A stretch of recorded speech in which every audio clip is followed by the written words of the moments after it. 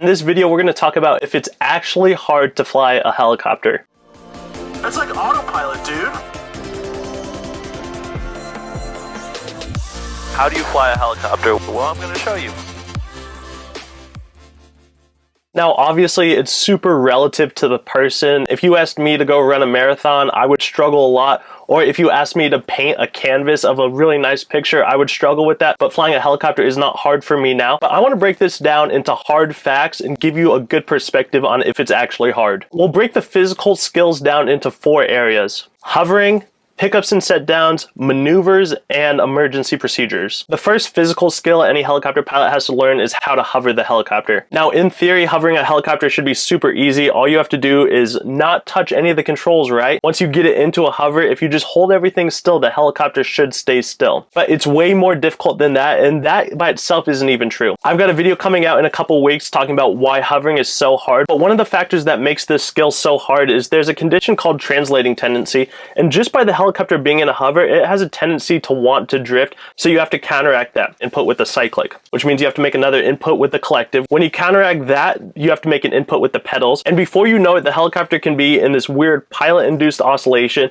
and you can get out of control. Once you kind of understand how the helicopter wants to move in those pilot-induced oscillations, I've seen as a CFI that students usually get hovering anywhere from between 3 and 10 hours of flight time. They really start to understand it, so it's not really difficult itself, and it's more about experience. The more time you spend in a hover, you're going to start to understand how the helicopter wants to move, when you do something, how to fix it. So that happens anywhere from about 3 to 10 hours of flight time, and it's really not difficult after a little bit of experience. As you continue to work through your flight training, during those first couple lessons, another skill that you're going to be working on a lot is just pickups and set downs.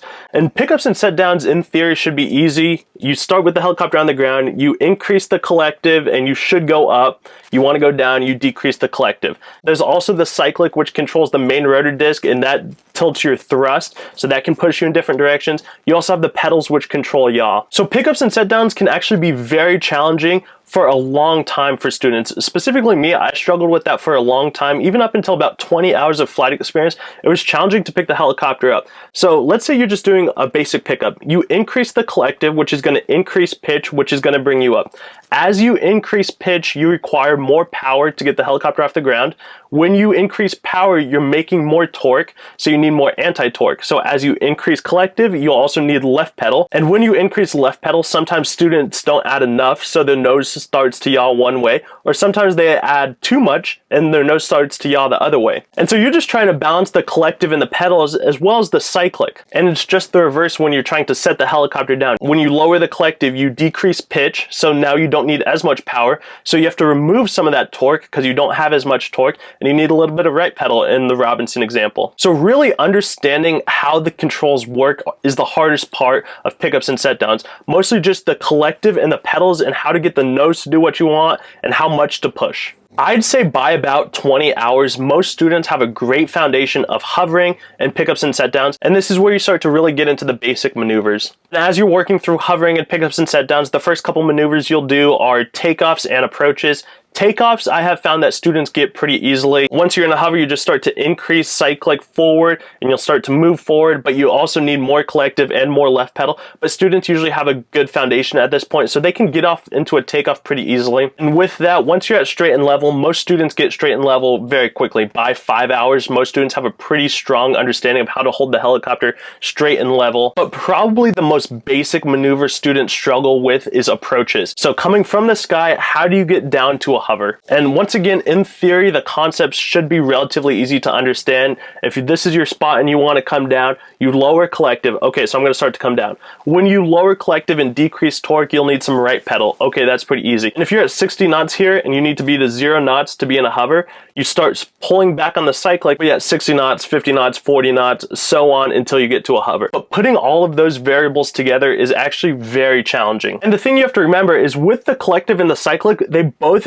impact the disc. So first off, just getting to the spot, the actual X on the ground, is very challenging. Making your rate of closure the appropriate speed, so having that progressive deceleration from 60 knots to 0 is very challenging. And finally, getting on top of your spot, putting that all together is really challenging. Now, I could make an entire video about approaches, and I'm not going to do that right now, but I'd say by the time students have about 25 to maybe 40 hours, they have a really strong understanding of normal approaches. So that's the normal approach. And then for your check ride, and to be a good helicopter pilot, you have to understand multiple different types of approaches. So maybe the normal approach like that, then you're going to have to do a steep approach if you have to get over an obstacle, and sometimes you're going to have to do a shallow approach to a running landing. So that's where you come in really shallow to your angle and you have to slide the helicopter onto the ground. But as you continue to fly more, these maneuvers are going to make more and more sense. And then with the physical skills, you have to get really good at the maneuvers, and there's a handful of maneuvers that you have to learn and how to maneuver the helicopter to do certain things. Now, most people are pretty good at, I'd say 60 to 70% of them. You know, I can explain it a couple times and students will get it. Maybe vortex ring state is really easy, or maybe slope landings are really easy.